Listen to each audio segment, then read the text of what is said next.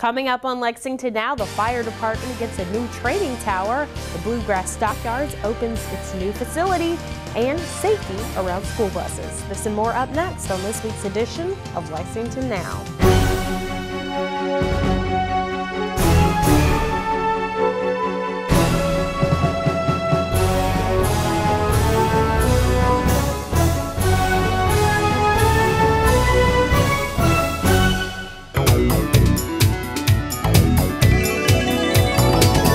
I'm Sherelle Roberts, and welcome to this week's edition of Lexington Now, where as always we give you an inside look at what's going on around the urban county government.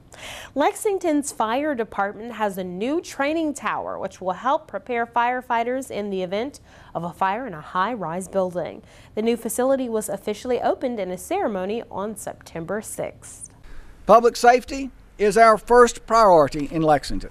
That means making sure that our firefighters have the training facilities they need to handle the challenges that are sometimes often unique to our city.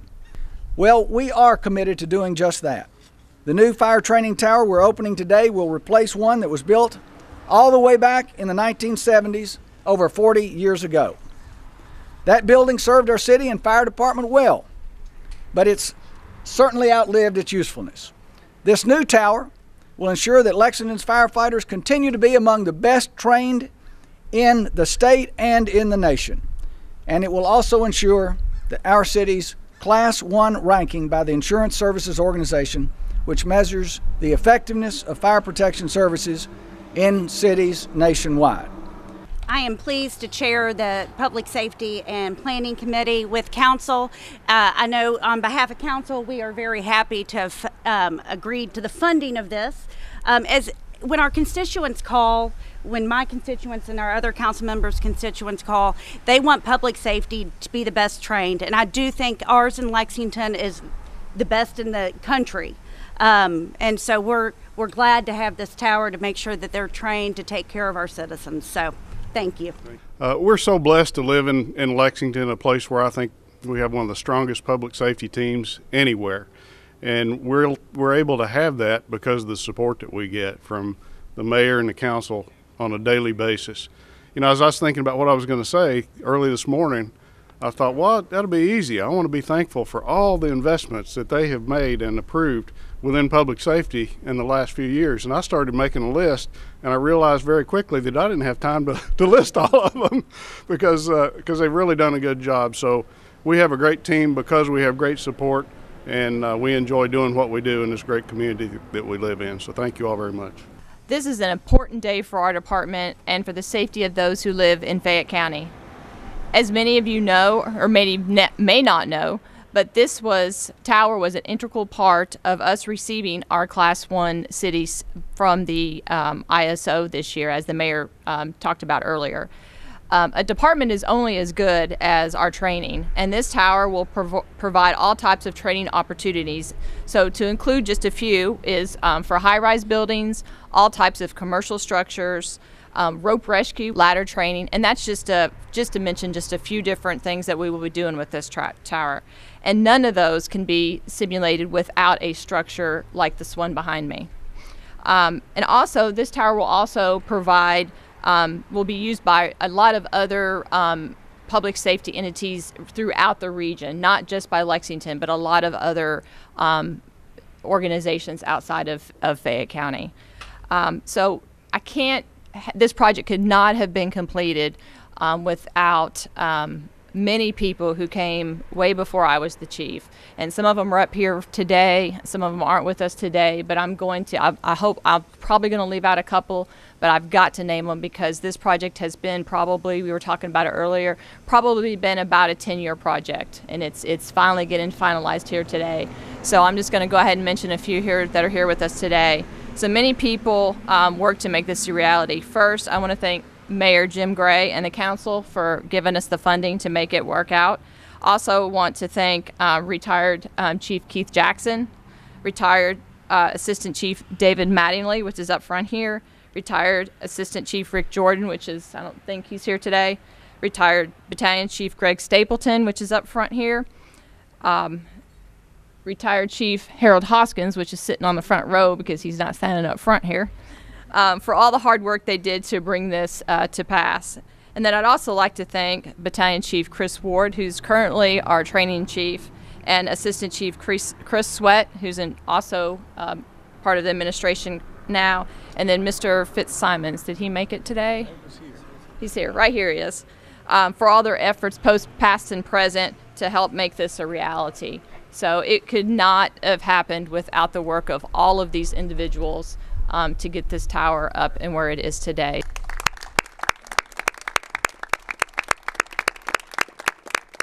For more information, visit the fire page on the city's website. It's lexingtonky.gov. 19 months ago, the Bluegrass Stockyards were destroyed in a massive blaze, casting into doubt the future of the organization. But this past week, a new state-of-the-art facility was opened right next to the horse park and will ensure that Lexington remains a major center for the beef cattle industry in the eastern United States. Ground was broken on this facility on September the 2nd, 2016. And Gene Barber, when you first told me that the stockyards would be staying in Lexington, you said to me, Jim, the impossible is often the untried. The impossible is often the untried. Well, moving from that devastating fire in January 2016 to a groundbreaking in September 2016, the same year, to a ribbon cutting in September 2017 today, Gene, I would say that you all have done the impossible. That was an applause line, y'all. Thank you. And, you know, yes, Gene. It wouldn't have happened if it hadn't been for you. Now listen to you. Hush up. You know what? It demonstrates that the human spirit triumphs in times of adversity. It does not fail us. This state-of-the-art, high-tech facility built around farmers' needs, built with the humane treatment of animals in mind, incorporating services and retail and a restaurant and a meat market, all of that in a little over a year. I would say that is trying for sure, and it's actually succeeding at doing the impossible. So now we have a crown jewel of the Kentucky cattle industry sitting next to a crown jewel of the Kentucky thoroughbred industry, the Kentucky Horse Park. What a celebration of our agricultural strength. Bluegrass Stockyards, we all know, is to cattle what Keeneland is to thoroughbreds. Because of its sales volume, it effectively sets the cattle price structure for the entire eastern United States. And for 70 years, it has made Lexington its home. Gene and everyone at Bluegrass Stockyards, you are home again. This is a proud day for our owners, our employees, all the folks that are part of the Bluegrass family. Several people we need to thank. You know, when you talk about just people that make things happen, we've had a lot of our employees that have been a part of the process of building this facility and make something like this happen on time. And we set a very aggressive, lofty goal to have this thing in place here at the 1st of September. And, you know, just a lot of our people have pulled together to do that and been part of the team. Some of the most gratifying parts of being where we are here today, as we look around, and we've got 8 of our 9 owners here behind us. One of those couldn't be here today. He's doing what we all do every day, which is take care of our customers. Jim Doss is in Richmond finishing up a sale, and he called a little bit ago and just let me know he had business to do and customers to take care of, and that's the way we operate. So we'll make sure Jim gets his just due for that. And this is a very rewarding culmination for 19 months of awfully hard work by a lot of people, a lot of communication and coordination. There's so many friends in the community, Frank Penn and many others that have been steady, reliable, confidants and advisors through this whole process, and I just can't say thank you enough to them. I know there's 2 or 3 groups out here that I do want to specifically, before I give up the podium, say thank you to. I know our friends and business partners at Farm Credit are here, and I hard to catch everybody out in the crowd. We also do a lot of our day-to-day business with Community Trust and People's Bank, and I know they've got contingents of folks here. Thank you all so much for sticking with us, understanding the vision that our owners have had, and helping us bring this to fruition. And I'd be amiss if I didn't also say thank you to Energy Insurance and Westfield Insurance that have their folks here. I happened to catch Todd Carlisle's face back there. So thank you all so much for helping us work through the fire, the aftermath of the fire, get us on our feet and help us get moving on this amazing project that we've got here before us. And lastly, we've got 20 plus other businesses that have taken the leap of faith with us in this facility, are in here and situated and ready to do business on Monday.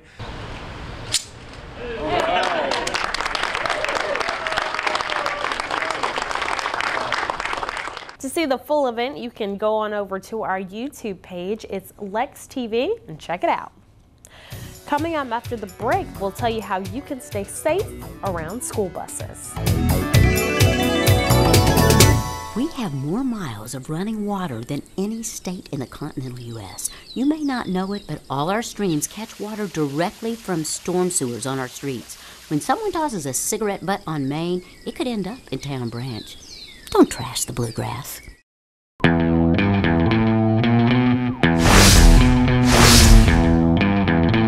Hello, I'm Detective Mark Thomas with the Lexington Police Department. You may also know me from Bluegrass Crime Stoppers. I'm here to talk to you a little bit today about a new texting system that we have available through any smartphone. In the body of your message, you can text LexPD plus your tip to crimes. When you're submitting anonymous information, we ask that you include several things that would help us conduct the investigations more thoroughly, such as a person's name, their home address, possible license plate numbers, any other people involved, or why you think that they're conducting the type of activity that you believe that they are. All of those things, no matter how small you believe they could be, are relevant to the investigation. So please include those. So remember, you can send your anonymous tip information either through text, you can call the Bluegrass Crime Stoppers anonymous tip line at 859-253-2020, or you can go online to bluegrasscrimestoppers.com. Thank you.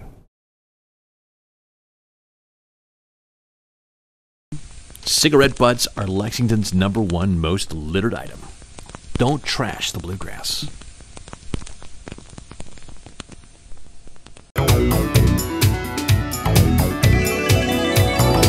Welcome back to the show.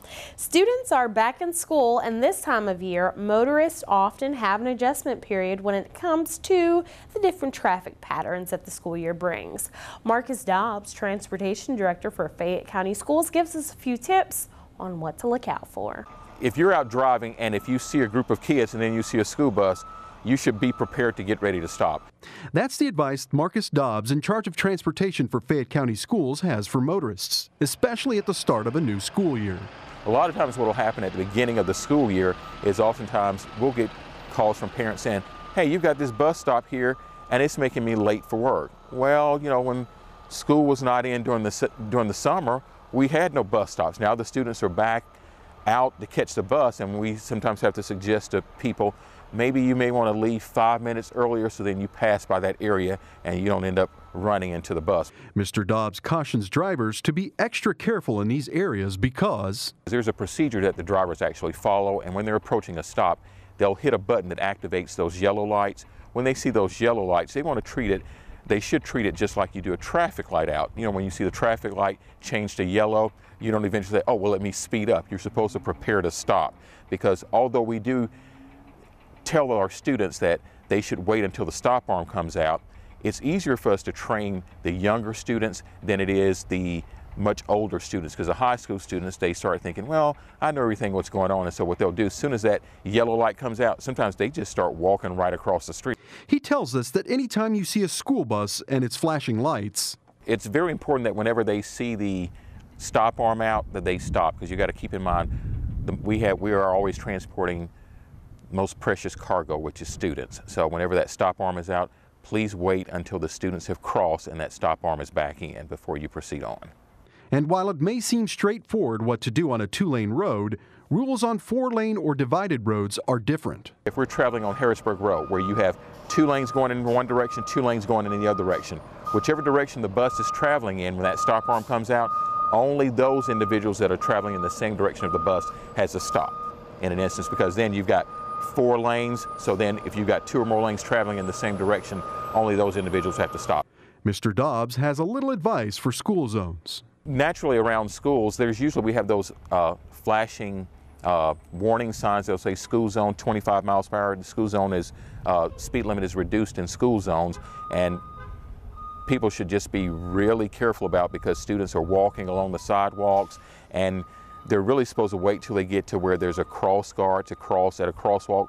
But I'm sure we know students don't always do what they're supposed to do, and so sometimes they'll just run out in the middle of the street. And although it may be tempting to try to save some time on the road, Mr. Dobbs cautions. Please just make sure when you see that stop arm out, though, that you do stop, because what our drivers will do is, if they can grab your tag number, then we fill out a form, and unfortunately what happens is then we turn that over to the county attorney's office for prosecution.